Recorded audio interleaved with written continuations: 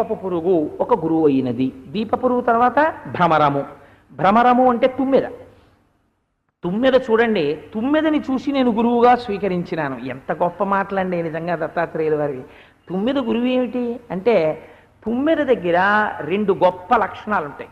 తుమ్మెద ఎగురుతూ ఉంటుంది. ఎగురుతున్నప్పుడు ఓ గడ్డి పువ్వు కనపడింది అనుకోండి, దాని మీద వాలి కొద్దిగా తేనె అందులోంచి లాక్కుంటుంది. అక్కడ మందార పువ్వు కనపడింది అనుకోండి, ఆ మందార పువ్వు మీద వాలి ఆ మందార పువ్వులోంచి కొంచెం తేనె లాక్కుంటుంది. అక్కడ గులాబీ పువ్వు కనపడింది అనుకోండి, దాని మీద వాలి అందులోంచి తేనె లాక్కుంటుంది.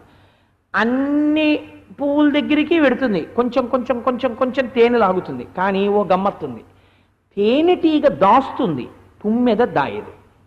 కడుపు నిండే వరకు తాగుతుంది. కడుపు నిండిపోయిన తర్వాత ఏం చేస్తుంది? తిరుగుతుంటుంది. లేకపోతే ఏ స్తంభం దగ్గరకో ఎక్కడికో గోడ మీదకో వెళ్ళి కూర్చుంటుంది. మీరు చూస్తుంటారు ఇళ్లలో కదలిక కూడా ఉండదు, అలా కూర్చుని ఉంటుంది. యతి పురుషుడైనటువంటి వాడికి ఉండవలసిన లక్షణం ఏమిటో తెలుసా అండి? ఏమిచ్చారని చూడకూడదు. ఓ ఇంటి ముందుకెళ్ళి ఆకలి వేసేటప్పటికి ఓ ఇంటి ముందుకెళ్ళి వెళ్ళిన ఇంటికి వెళ్ళిన వాడకి వెళ్ళిన మనుషుల దగ్గరికి వెళ్ళకూడదు. దానివల్ల అనుబంధాలు ఏర్పడతాయి. అందుకని ఏమీ తెలియకుండా శరీరం ఎటు వెళ్ళిపోతే అటు ఏదో వీధికి వెళ్ళిపోయి భవతి భిక్షాం దేహి అంటాడు. దొన్నపోతులో ఉన్నావు, ఏమైనా పని చేసుకోలేవు అంటారు ఎవరో. కాషాయం పంచ కట్టుకుని వెళ్ళి భవతి భిక్షాం దేహి అంటే అన్నారు. రమణ మహర్షిని అన్నారు ఒకసారి. ఓ నవ్వు నవ్వి, అయ్యయ్యో మీ అందరూ ఇలాగే సంసారంలో ఉన్నారు, అది గెలవడానికేనమ్మా ఇలా ఉన్నాను, మీరు అలా ఉండాలా అనడం చాలా న్యాయం తల్లి, ఈశ్వరుడు మిమ్ము కటాక్షించుకాక అనుకుని పక్కింటికి వెళ్ళిపోయి భవతి భిక్షాం దేహి. ఆ తల్లి వాళ్ళ ఇంట్లో ఎప్పుడో నిన్న రాత్రి ఉండిపోయిన అన్నం ఉంది. అందుకని ఆవిడ ఏం చేస్తుందంటే ఒక కబళం తీసి చేతిలో పడేసింది. ఆ పిల్లలు తినగా మిగిలిపోయిన గోంగూర పచ్చడి అన్నం కొంచెం ఉంది, అది ఇలా ఇలా చేతితో తీసి ఎవడో వచ్చారు కదా బైరాగి అని ఇంత ముద్ద పడేసింది. అమ్మా, ఈ శరీరాన్ని పోషించిన తల్లివి నువ్వు, పక్కింటికి వెళ్ళి ఇంతకన్నా మంచిది ఏదైనా అక్కడ దొరికితే ఇది పడేసారి తిందామని కాదు, ఈ ఇంటి ముందే నిలబడి తినేస్తాడు కబళం.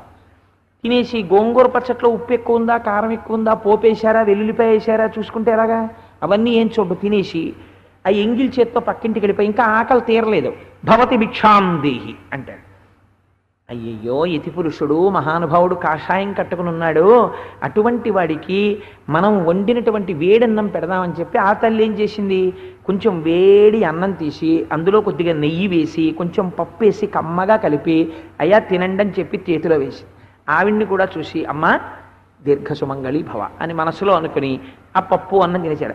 అమ్మ మీ ఇంటికి రేపు కూడా వస్తుంటాను, ఎన్నింటికి అవుతుందో వంట అడగకూడదు, ఆల్రైట్ ఇక్కడ పప్పు అన్నం దొరికింది అని కూడా అనకూడదు, చాలు ఏదో దొరికింది తినేసి మళ్ళీ పక్కింటికి వెళ్తాడు. ఇలా ఒక 6 ఇళ్ళు తిరిగేటప్పటికి కడుపు నిండిపోయింది అనుకోండి. ఒకళ్ళు సీతాఫలం పండు పడేశారు, సీతాఫలం పండు తినేశాడు. ఇంకో ఇంటి దగ్గరికి వెళ్ళాడు, కాస్త పులుసు పోశారు, పులుసు తాగేశాడు. నేను చూశాను భీమునిపట్నంలో ఒక ఆయన్ని, ఆయన తిరిగి తిరిగి తిరిగి తిరిగి వచ్చారు, ఎక్కడ ఏమీ దొరకలేదు. దొరకకపోతే ఆయన ఏం చేశారంటే ఓ ఆవు కుడితో అవుతుంటే వచ్చి అక్కడ కూర్చున్నారు. కూర్చుంటే ఆవు కుడితంతా తాగేసి గడ్డి మేయడానికి వెళ్ళిపోయింది. వెళ్ళిపోయిన తర్వాత ఆయన కుడితి తేరుకున్న తర్వాత దాని అడుగునున్న పిండి తీశారు, ఇలా చెయ్యెట్టి తీసి ఆ పిండి తినేసి వెళ్ళిపోయారు.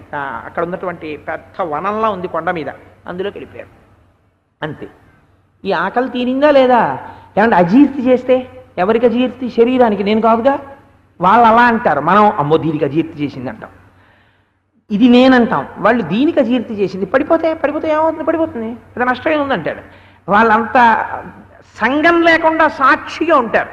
కాబట్టి భ్రమరము ఒక పువ్వు దగ్గర ఉండకుండా, ఒక చోట రుచి చూడకుండా, తీసుకెళ్లి తేనెటీగలా దాచకుండా అన్ని పువ్వుల దగ్గరికి వెళ్ళి ఇంతంత ఇంతంత తాగేసి కడుపు నిండిపోయిందనగానే ఓ గోడనట్టుకుని అలా పడుకుంటుంది.